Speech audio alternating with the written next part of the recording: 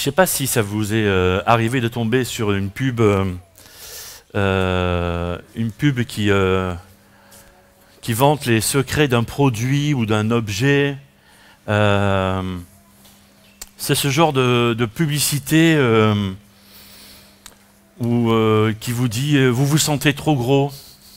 Je me sens interpellé. Vous vous sentez trop maigre. Vous vous sentez déprimé.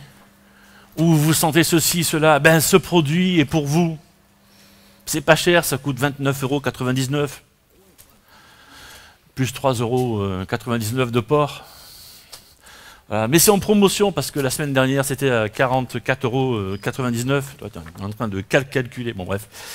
Et puis, mais on ne vous promet pas que ça marchera, mais essayez, vous verrez. Et puis vous lisez, puis enfin, mais je vous garantis que ça va marcher. Ok. Et on se demande qui c'est qui achète tout ça. En fait, ce sont des gens comme vous et moi qui achètent ça. Et c'est des gens qui cherchent à aller mieux, qui cherchent le bonheur, qui cherchent voilà, quelque chose qui leur manque. Et des gens à qui il manque quelque chose dans leur vie, qui ne contrôlent pas tout. Mais justement, qu'est-ce qui est hors de votre contrôle dans votre vie? Qu'est-ce que vous ne contrôlez plus, ou vous ne contrôlez pas, ou que vous n'avez jamais contrôlé? Est-ce que c'est peut-être votre caractère, ou un trait de caractère? Est-ce que c'est votre colère, par exemple? Est-ce que c'est autre chose? Peut-être vous avez le porte-monnaie ou la carte bleue dans le rouge. Voilà. Ou est-ce que c'est une dépendance à quelque chose? Ou est-ce que vous êtes endetté? Ou est-ce que vous hésitez? Vous êtes tout le temps en train d'hésiter pour ceci, pour cela? Ou vous avez des mauvaises habitudes, que sais-je? Et cette nouvelle série va traiter un peu de tout ça. Et c'est pour ça que je l'ai appelé Brise tes chaînes. Parce que tout ce genre de choses, ce sont comme des chaînes qui nous entravent et qui nous empêchent de vivre notre vraie vie. Et ce matin, je veux jeter un peu les bases, les fondations pour tout ça. Et on va regarder quel est notre problème et pourquoi est-ce qu'on ne peut pas changer et qu'est-ce que Dieu nous promet. D'abord, mon premier point, quel est notre problème? Et l'apôtre Paul résume notre problème dans Romains chapitre 7. Vous l'avez sur vos suivis de prédication, versets 15, 16 et le verset 18. « Je ne comprends pas ce que je fais, car je ne fais pas ce que je voudrais faire, mais je fais ce que je déteste. Si je fais précisément ce que je ne veux pas, je reconnais là que la loi est bonne. » Et puis au verset 18, il dit « Car je sais que le bien n'habite pas en moi, c'est-à-dire en l'être faible que je suis, certes, le désir de faire le bien existe en moi, mais non la capacité de l'accomplir. » Il résume là peut-être un de nos combats de peut-être tous les jours, ou chaque semaine, ou chaque mois, je ne sais pas. Des choses, voilà, on aurait envie de faire quelque chose de bien, mais on n'y arrive pas. Et c'est comme si on se sentait tiraillé par deux forces ennemies qui nous tirent au pôle Nord et au pôle Sud en même temps, quoi. Voilà. Comme si on était dans un combat intérieur, comme dans une guerre civile intérieure, et ça nous tiraille dans tous les sens. Et une partie de nous veut faire ce qui est juste, et l'autre partie s'entête à faire ce qui n'est pas juste, ce qui n'est pas bien. Et Jésus en parle aussi, il dit à peu près la même chose dans Marc chapitre 14, vous avez ce texte-là aussi. Vous désirez faire le bien, mais vous n'avez pas la force de résister au mal. On voit là aussi ce conflit intérieur qui nous habite. Et ça nous arrive ça, par exemple, en début d'année, comme maintenant. On prend des bonnes résolutions. Qu'est-ce que j'en ai pris des bonnes résolutions? Je ne suis pas le seul apparemment.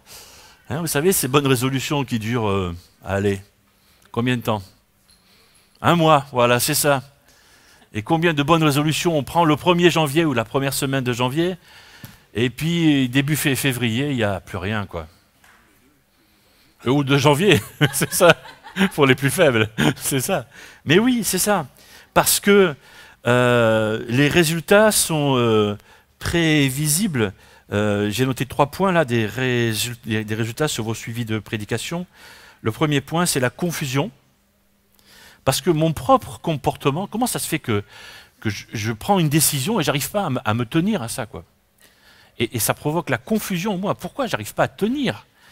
Pourquoi je continue à faire les mêmes bêtises, les mêmes erreurs, à penser, à dire, à faire? Pourquoi est-ce que je suis si étanche au changement? Et ça me rend confus. Le deuxième point, c'est la frustration. Je suis aussi frustré. Parce que j'ai le désir de faire mieux, et je n'y parviens pas. On n'y arrive pas. Et bon, moi, je suis un peu gros, on va dire ça comme ça. Et j'ai suivi de nombreux régimes, et cette frustration-là, je la connais bien. Et ceux qui ont suivi des régimes connaissent ça aussi. Voilà, parce que tu pars le matin, tu es décidé décidé. Et c'est bien si tu pars de la maison, si tu restes dans la maison, c'est même pas la peine que tu prennes aucune décision d'ailleurs. Hein. Mais si tu pars, c'est mieux. Mais quand tu rentres, voilà, au fur et à mesure de la journée, tu vois, ta décision a pris du plomb dans l'aile. Et quand tu rentres, alors pour les hommes, la seule chose qu'ils ont envie, c'est d'aller dans le frigo se faire un sandwich au fromage, quoi. Peut-être pour les femmes, c'est de se faire une tartine de pâte chocolatée. Faut pas dire la marque, mais vous l'avez dit à ma place. Voilà, mais c'est ça. Mais le truc, c'est que je veux changer, mais je ne sais pas comment, comme s'il me manquait de la puissance. Comme s'il me manquait quelque chose. Je n'ai pas le pouvoir. Et le troisième point, là, c'est je suis dans une situation de défaite et de découragement. C'est le troisième point, là. Et Romains 7 nous dit « Qui me délivrera de ce corps qui m'entraîne à la mort ?» C'est fort quand même, ce mot-là. C'est puissant. Et finalement, certains peuvent considérer leur vie comme un échec, comme un gâchis, parce qu'ils ont envie de faire bien, ils n'y arrivent pas. Et ils tournent en rond, ils tournent en boucle. Et finalement, leur constat, c'est que c'est un échec. Ils visent les étoiles, mais ils mordent la poussière. Ça ne marche pas. Et finalement, c'est épuisant. Et ce que je veux faire pendant cette série de prédications, c'est vous délivrer l'espoir qu'on peut trouver en Dieu. Et l'espoir que la Bible, cette parole que Dieu nous donne, voilà, cet espoir que Dieu met à notre disposition pour celui qui veut changer dans son comportement de chaque jour. Et c'est mon deuxième grand point, c'est la promesse, les promesses que Dieu nous fait dans sa parole. Et il y a un texte de référence là, dans Jean 8, verset 32, « Vous connaîtrez la vérité, et la vérité vous rendra libre. » Et c'est un texte hyper important. Ce texte-là nous dit que le secret du changement personnel, ça ne vient pas d'une puissance quelconque. Et le fait que j'achète un truc, ou j'achète des trucs, ou des bouquins, ou des choses, ou des remèdes pour changer, ça ne fonctionne pratiquement jamais. Et ça ne vient pas de là. Dieu nous dit que pour nous libérer de ce mal qui nous ronge, ça va se faire quand je connais la vérité. C'est la vérité qui va me libérer. Vous connaîtrez la vérité et la vérité vous rendra libre. Ce que nous pensons va déterminer ce que nous ressentons. Et ce que nous ressentons détermine nos actions.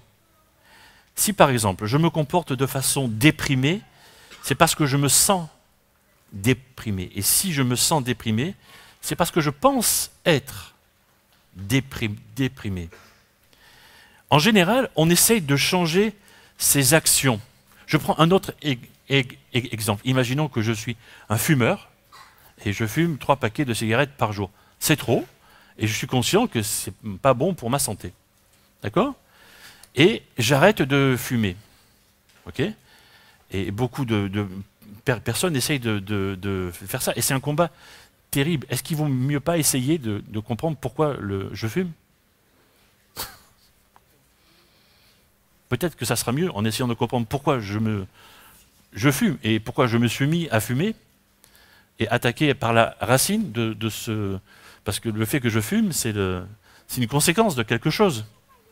Alors si je viens à la racine, peut-être que ça va m'aider à m'arrêter peut-être progressivement. Après, il y a des méthodes, etc. Ok. Dieu nous dit que si nous commençons avec notre façon de penser, cela fonctionne mieux. Quand on connaît la vérité, Dieu agit dans notre vie. Et du coup, de ces mauvaises croyances, eh bien, cela fait qu'on se comporte mal, on agit mal, on parle mal, on pense mal. Chaque chose qu'on fait, que ce soit bien ou mauvais, est basée sur une croyance. Chaque chose est basée sur... C'est quelque chose qu'on a acquis consciemment ou inconsciemment. Et si tu veux changer ta façon d'agir, il faut que tu changes ta façon de penser. Ça va pas marcher. Tu vas retomber dans tes rails, quoi, dans ton sillon. Ça, tu dois connaître la vérité. Derrière chaque comportement autodestructeur, il y a un mensonge auquel on croit.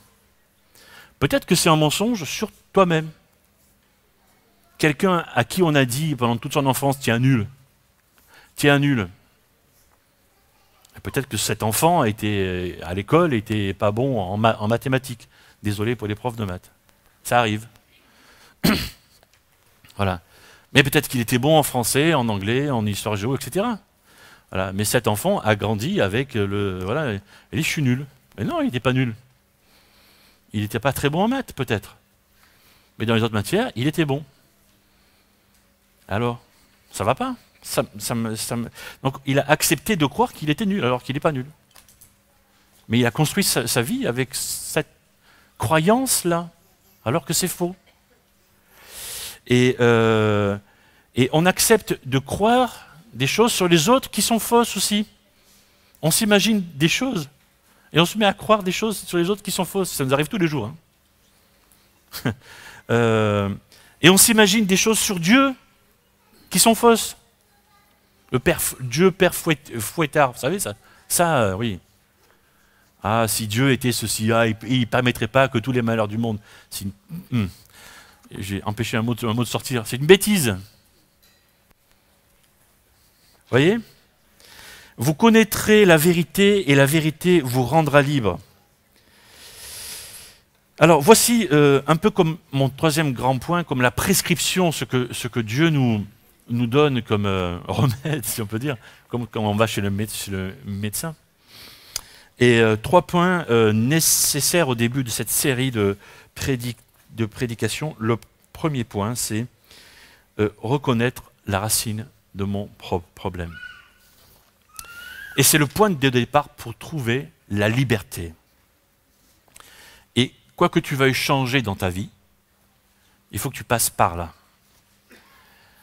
Que tu sois chrétien depuis 50 ans, 30 ans, 20 ans, 10 ans, 1 an, ou que tu ne sois pas chrétien, ou que tu sois chrétien de nom, ou qui que tu sois, il faut passer par là. Et quoi que tu veuilles changer dans ta vie, il faut passer par là.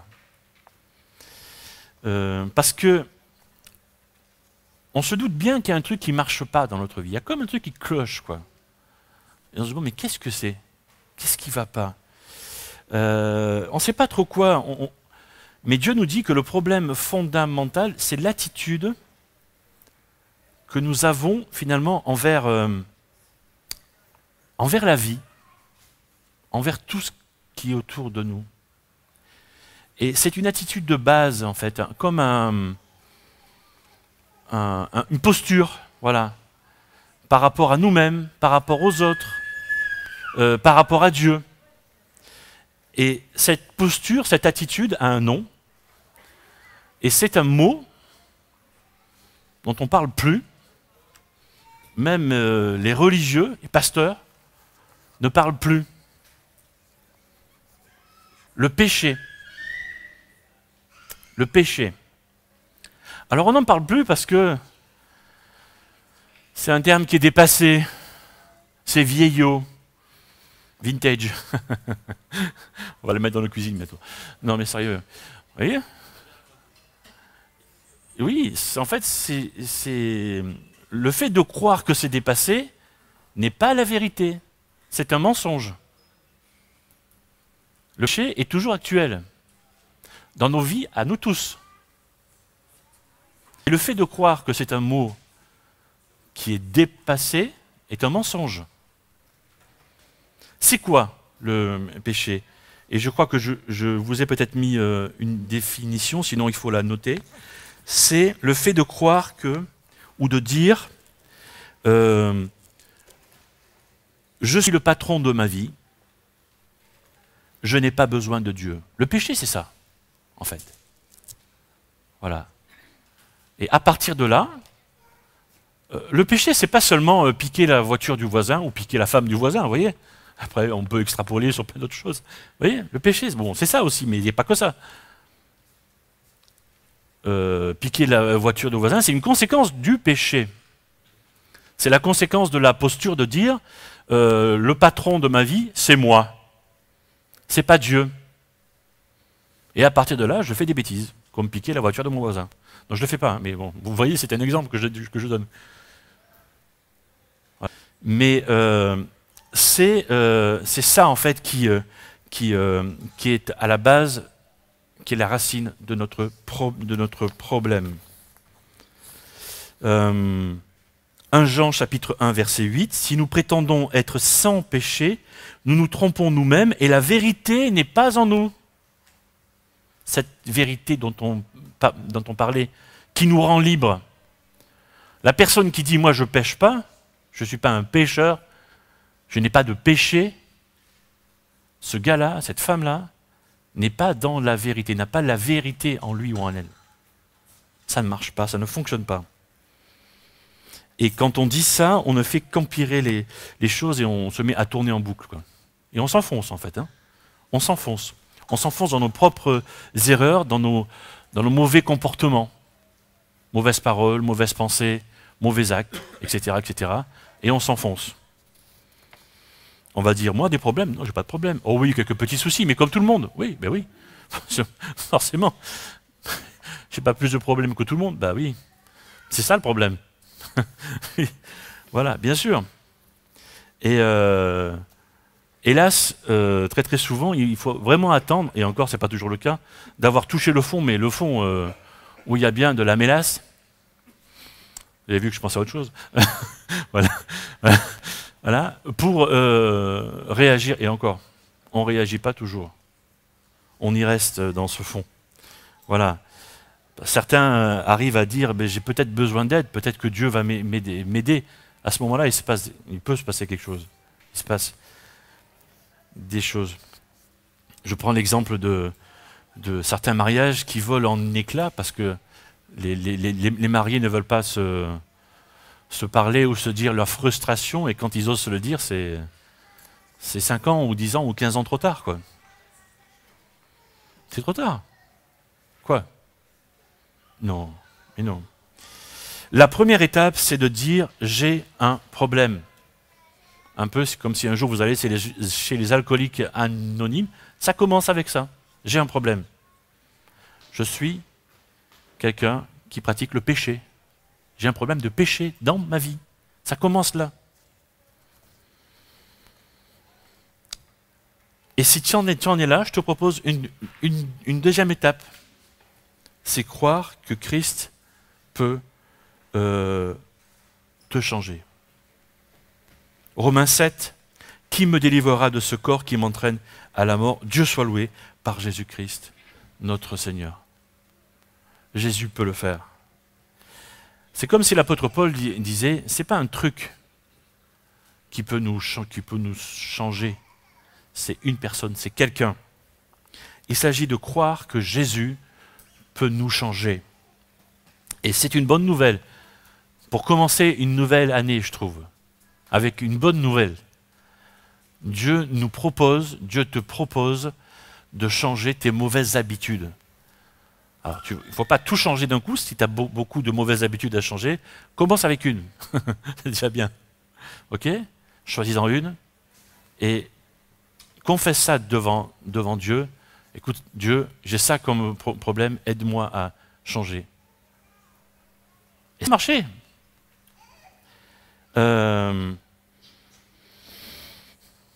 Un peu comme, imaginons que cet après-midi, je vais me promener à la campagne environnante de Plan-Rue, là où j'habite, et je suis désolé, Jean-Luc, et je trouve un oiseau mort. Excuse-moi. Pour Jean-Luc qui aime les oiseaux, mais ça arrive, hein, voilà, un petit oiseau. Je prends l'oiseau, comme ça, je prends l'oiseau, et je lui dis, allez, vole, il est mort l'oiseau. Hein. Allez, vole, et je lâche. Qu'est-ce qui se passe? Hein? Il va tomber par terre. Bon, alors je réfléchis dans ma tête. Un oiseau, ça vole avec quoi? Des ailes. Voilà, des ailes, c'est ça. Alors je prends l'oiseau, je lui tire ses ailes, je fais comme ça, je lui dis, allez, vole, et je le lance. Qu'est-ce qui va se passer? Il retombe. Quoi? Parce qu'il est mort. Mais exactement comme ça avec nous et le péché. C'est ce que le péché fait chez nous. Et Dieu veut enlever le péché pour nous redonner la vie. Parce que le seul moyen que l'oiseau vole à nouveau, c'est qu'il soit vivant. Et c'est ce que Dieu fait avec Jésus. Il nous redonne la vie. C'est une image, hein? Mais c'est ça.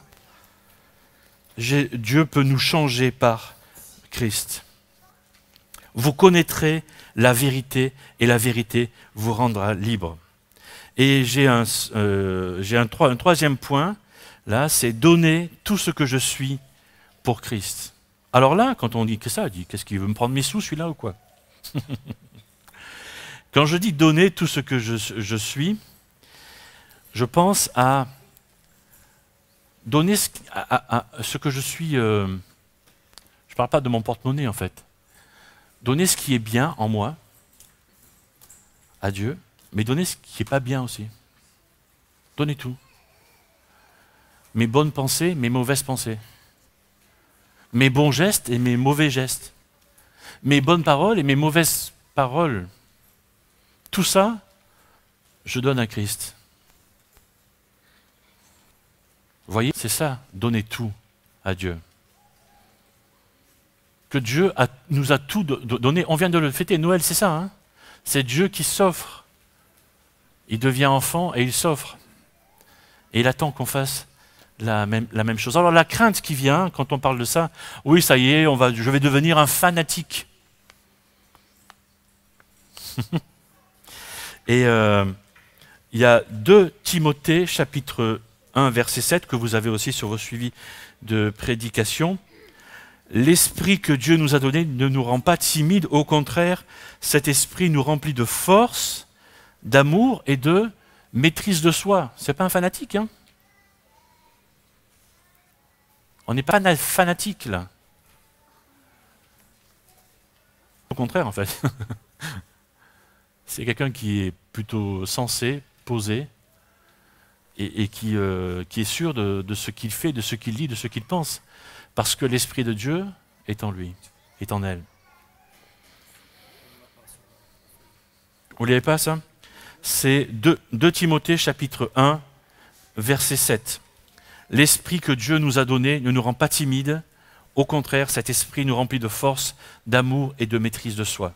2 Timothée 1, verset 7. Je termine. Alors, on est au début de l'année 2015. Est-ce que vous n'en avez pas marre d'essayer de changer et que ça ne marche pas, quoi? Parce que ça rend triste, ça ne rend pas heureux.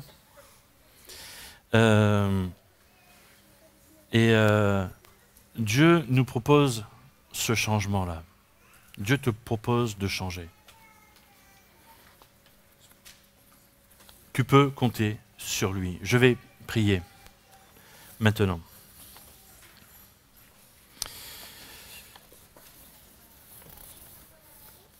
Seigneur, merci parce que voilà, tu permets que nous ayons été là ce matin. Merci pour ce que nous avons pu entendre, comprendre aussi. Et merci, Seigneur, parce que tu nous proposes de changer de nos habitudes qui nous enchaînent. Merci parce que tu nous ouvres les yeux sur le péché aussi. Et merci parce que tu veux changer ces comportements mauvais, ces pensées mauvaises ou ces actions mauvaises qui sont en nous.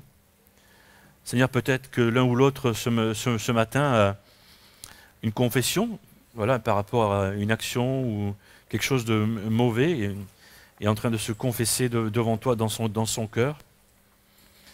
Peut-être qu'il est simplement en train de te dire que voilà, il veut vraiment que tu deviennes le chef de sa vie, le patron de sa vie, je ne sais pas comment on peut dire autrement. Merci Seigneur parce que tu acceptes aussi de pardonner à celui qui se repent de ses fautes, qui regrette les fautes qu'il a fait.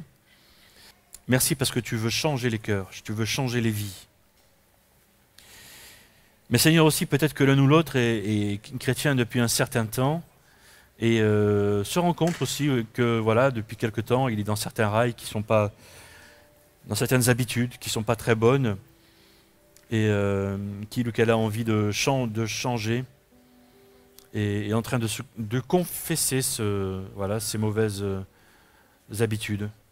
Merci parce que tu entends et que tu entends aussi ces demandes de pardon et que tu pardonnes aussi. Merci parce que tu nous libères, Seigneur Jésus, parce que tu es cette vérité, toi, Seigneur Jésus, comme tu l'as dit dans ta parole. Tu es la vérité et tu veux nous libérer, tu veux nous rendre libres. Que la gloire te revienne, Seigneur Jésus, et que ces décisions que nous prenons devant toi, tu veux nous aider aussi à nous y accrocher, à tenir ferme. Nous voulons compter sur ton aide, Seigneur Jésus, pour tout cela.